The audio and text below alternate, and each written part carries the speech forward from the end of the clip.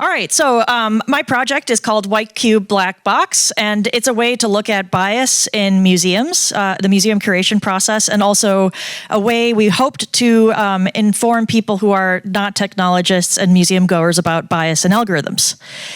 So what we did is we applied facial detection algorithms to the University of Michigan's art collection.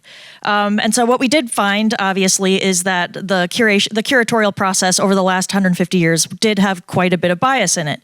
And we also did discover that the algorithms we used were quite biased in often quite predictable ways. So the project comes from the idea of the white box, in museums that those spaces tend to be very inaccessible. And here we also talk about black boxes. Facial recognition tends to be, a black box. You can't really dissect why the computer made a decision that it did. We can only kind of tell stories about it.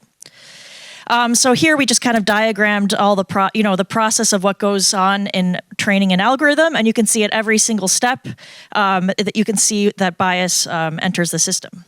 And in the museum, again, like the whole process of curation, there's a possibility for bias to enter the system. And so what we were trying to do is we were trying to see, is there any way we can actually educate people about this? So I worked with a humongous team. I am, by training, an artist and a computer scientist and a data scientist, so I was kind of like the bridging person. But we had several data scientists working with us, and also several curators from the museum. So we had, of course, all the difficulties of interdisciplinary research going on there. And so we applied one of the most widely used free training data sets and face detection algorithms to the collection. So you could see what the faces looked like from the data set and what they looked like in the collection. One of the first things we hoped to do was to use the actual collection to create our own face detection algorithm. But actually, our collection wasn't large enough. It's pretty big, but you need lots and lots of data to train a machine learning algorithm, and the museum's collection is not enough. So these technologies are everywhere. In particular, this is very pressing in Detroit, where we have something called Project Greenlight, where they've deployed face recognition technologies throughout, and there's definitely bias and all kinds of, I would say, foreseen consequences that are happening. So we first took the algorithms to find all of the faces in the collection of the museum. And then what we did is we used race classification, which I know is abhorrent, but it was interesting to have people who are not data scientists watch data scientists go through the process of how they would do it. I think that was very educational. And I think it taught people a lot about where bias comes in, machine learning systems.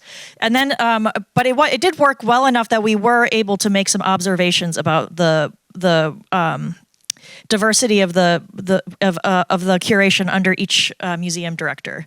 So here you could see all of our museum directors, not a very diverse group, and actually a little bit cut off on the end.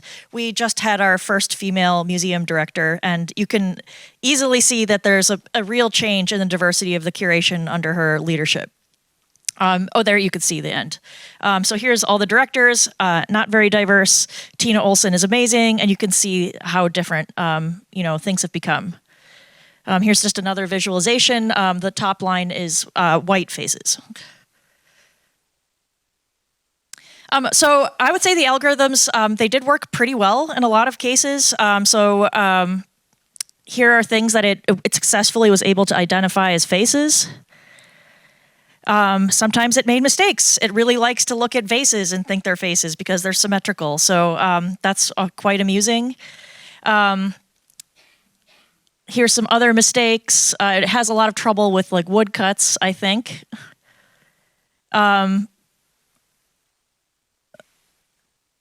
Here it failed to find these faces completely.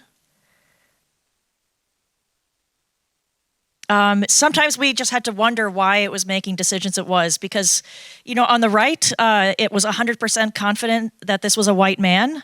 On the left, it did not detect it at all. And so you just wonder like why, but you can't go back and look at how the decision was made. So all you can do is kind of make these little narratives to yourself about why this decision was made.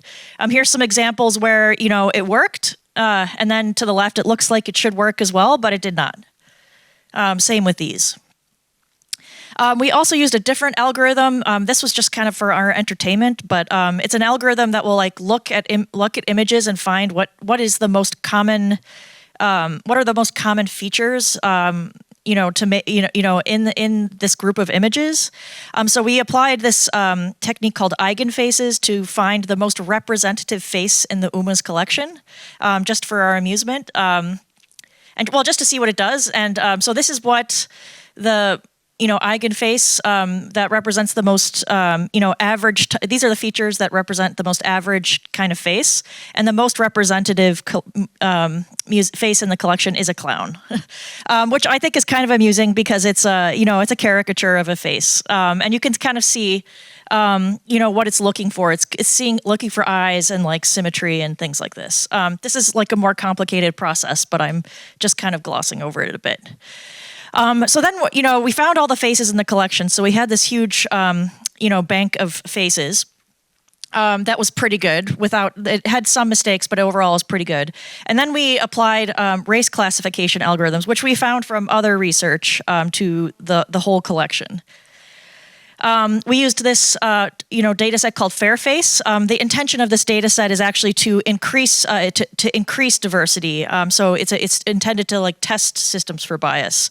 So that's what we used. However, you will notice that there is no category for Native Americans or Indigenous people in this data set.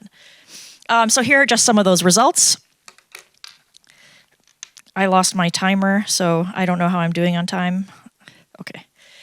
So here you can see these are, the algorithm thought these people were white.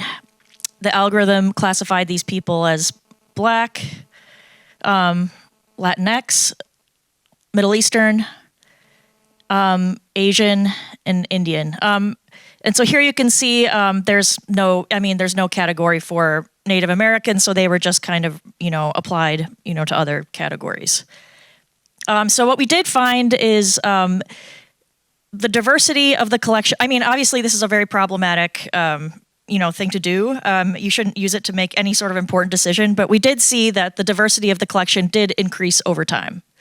So you could see the light blue is white, and so you can see you could really see how things have changed over time. You might wonder what the heck is going on over here. This is a dog. There was only one piece that was collected that year. It was a dog, and it was classified as a Black person. So, I mean, that's great. 1993 looks like it's a really special. They detected, a lot of faces, but a lot of them were statues of the Buddha, and it classified these with seeming randomness. So it did not do well with that. It definitely had trouble with dogs. So here are some dogs classified as different races. This was interesting. This is the Adoration of the Magi, which is one of the first representations of a Black person. But it was painted in a like European face, but with darker skin, and the algorithm classified that as white. So I don't know. It doesn't prove anything, but it just made us look at it and wonder about it. So I think as a provoking discussion was one of the things that this successfully did. One thing we did tend to notice is the algorithm relying on racialized caricature? So we can't prove it, but in a lot of cases, it really did seem like it did. This was, these are some examples of some problematic artists that are in the collection that do rely on racial caricature, and we definitely did see some of that coming out in the classification algorithm. This was actually interesting because this is an artist who was doing portraits of people in, I think, Chicago, and we. I think the curators had assumed that these were all Black people, but actually when the algorithm identified one of them as Latinx, they realized that actually could have been possible. So in this case, it actually asked us to, did we make an assumption that might not be true? So that was actually useful as well. This was actually one of the coolest results of the project. So we saw a huge uptick in the increase of diversity, and it all came from one single exhibition that was called Take Your Pick, where people were allowed to submit photographs to be exhibited, and then museum goers voted on which photographs to permanently acquire by the museum. So 250 images were selected into the collection. And so just with this one exhibit, the diversity of the collection increased quite a bit. So that was actually a really cool thing to notice, that actually by involving the community, you can increase the diversity of your collection quite a bit. So this is the team. And I guess I'll just tell you a little bit about what I learned about working on this team. So data scientists don't really understand art. And they kind of just saw it as something that comes at the end. I do really think it was very valuable for people who aren't data scientists to go through the entire process of the step-by-step, where every single time we had to make a compromise to make the project work, like every time we made a compromise, that was an introduction of bias. And so I think it was really interesting for people to see that. The other thing I found out is that people who work in museums don't have funding to go to conferences, and so that's why I'm here by myself. I'm sure you would like to hear from our museum, but like they don't get to go to conferences because they're not researchers, and so I thought that was too bad. And then the other thing is, so we did exhibit this. Let's see, do I have anything else? No. So we did exhibit this in our museum, as a digital display, and then we had some of the paintings that we were actually commenting on were there with it. But I think the next step for us is to maybe curate an exhibition of portraits that are somehow coming from this data. So maybe an entire wall of false positives of faces. So like maybe just a wall of vases that look like faces. Maybe that clown has to be there somewhere. And maybe there's some way to actually create a data visualization using the portraits themselves. So you can look at like 10% confidence of, race or face, and then going all the way up to 100%, but using the actual portraits themselves instead of a digital tool. Anyway, that's what we're thinking about next. If you have ideas, I'd love to hear about them. And this is what we've learned so far with this interdisciplinary project. So thank you. Happy to take some questions. Thank you very much. We have time for a couple of questions. Thank you for such an interesting presentation. I was just wondering, the comments you made about sort of analyzing the diversity over time, from the findings of the algorithm. I wondered what you see sort of the benefit of taking this kind of algorithm rooted approach over sort of searching, say, a really well indexed museum database. What is it that the algorithm can kind of give you that maybe that couldn't? Well, the database does not have any of that information in the tags. So it is the collection isn't large enough to train a new, machine learning system, but it is pretty large, and there are no tags that would give you insight into the diversity of what's there. I can't remember if the tags flag people. I don't think the tags even tell you if there's a person in the painting. So it allowed us to just like kind of get a big picture look at the collection and make some general assessments about the diversity year by year.